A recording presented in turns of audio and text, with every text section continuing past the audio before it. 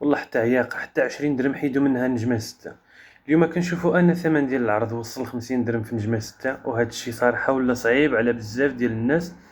قبل كنا مستافدين من عرض نجمة 6 في 30 درهم، وكان مناسب لجميع المواطنين وكيعاون الناس بشكل كبير. ولكن دابا مع هاد الزيادة اللي وقعت، هاد الشيء ما بقاش في صالح ولاد الشعب.